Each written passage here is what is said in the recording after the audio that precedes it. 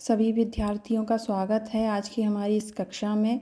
जैसा कि आपको पता है, हम बोर्ड परीक्षा की तैयारी के लिए ये पढ़ाई कर रहे हैं और इसमें हमने वस्तुनिष्ठ प्रश्न कल की कक्षा में पढ़े थे। मैं आप सबके लिए बोर्ड परीक्षा आधारित महत्वपूर्ण प्रश्न, बच्चे जब भी आते हैं बोलते हैं मैडम मैं इम्पोर्टेंट बता दीजिए, इम्पोर्टेंट।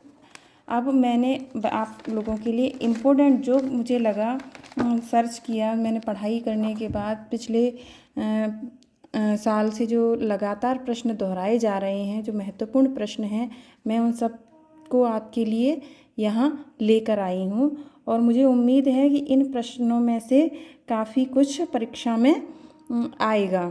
तो चलिए शुरू करते हैं हमारी आज की कक्षा। तो इसमें देखिए आप, सबसे पहला प्रश्न, कल मैंने आपको बताए थे बहुविकल्पीय, यानी विकल्प काफ़ी थे। 4 विकल्पों में से आपको किसी एक विकल्प का चयन करना था। तो उस प्रश्न के लिए आपको इससे पहले का पार्ट देखना पड़ेगा। और आज मैं आपको बता रही हूँ रिक्त स्थानों में सही शब्द लिखना है आपको, ठीक है बेटा।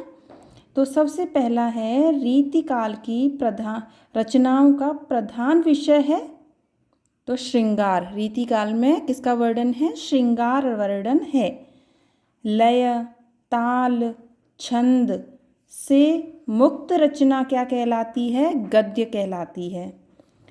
आत्मकथा में लेखक अपने ही जीवन वृत्त को प्रस्तुत करता है।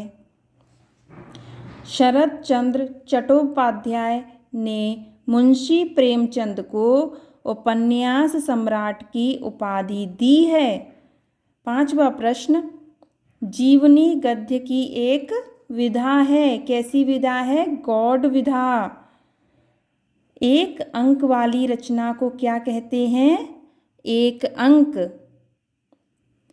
कलम का सिपाही हिंदी गद्य की जीवनी विधा के अंतर्गत आता है। प्रतिमा बनाने वाले का नाम मोतीलाल था।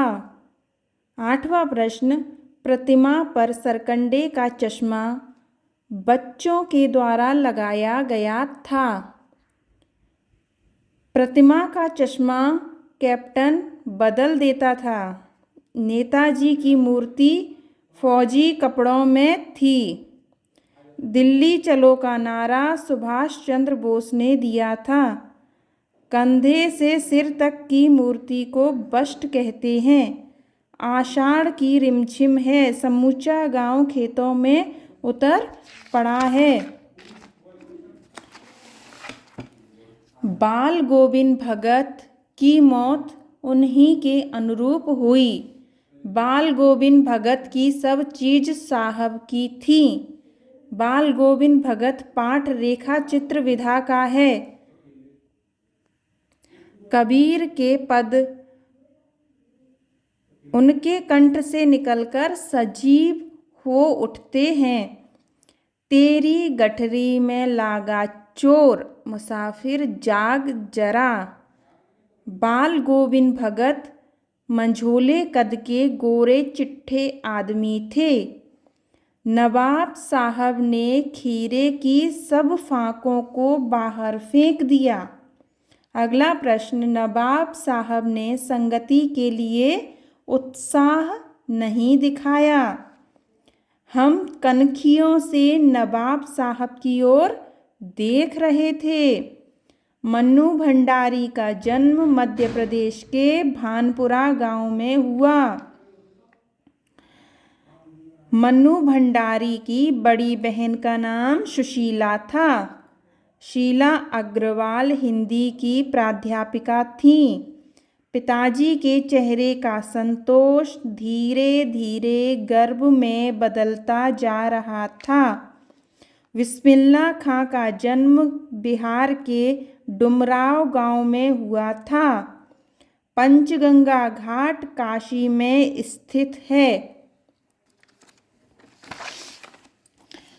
बिस्मिल्लाह खां विश्वनाथ मंदिर में प्रतिदिन शहनाई बजाते थे। काशी शास्त्रों में आनंद कानन के नाम से प्रतिष्ठित है। काशी संस्कृति की पाठशाला है। काशी में मरण भी मंगल माना जाता है।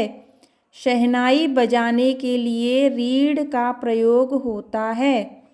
एक संस्कृत व्यक्ति किसी नई चीज़ की खोज करता है। गुरुत्वाकर्षण का आविष्कार न्यूटन ने किया था। मानव संस्कृति एक अविभाज्य वस्तु है। आप सभी बच्चे इसका स्क्रीनशॉट अवश्य ले लें, क्योंकि ये परीक्षा की दृष्टि से बहुत ही महत्वपूर्ण प्रश्न हैं। और मैं चाहूँगी कि आप सभी एक नोटबुक बनाएं और बारी बारी से इन वीडियोस को अपने, जिस तरह से मैं आपको नोट्स बना के वीडियो प्रोवाइड करा रही हूँ, उसी तरह से मैं आपसे भी ये उम्मीद करती हूँ कि आप इन वीडियोस को अपनी नोटबुक में लिखेंगे और याद करेंगे। और अगर आप चाहते हैं कि आपको आगे की वीडियो इसी तरह से मिलती रहें तो चैनल को सब्सक्राइब करना ना भूलें। धन्यवाद।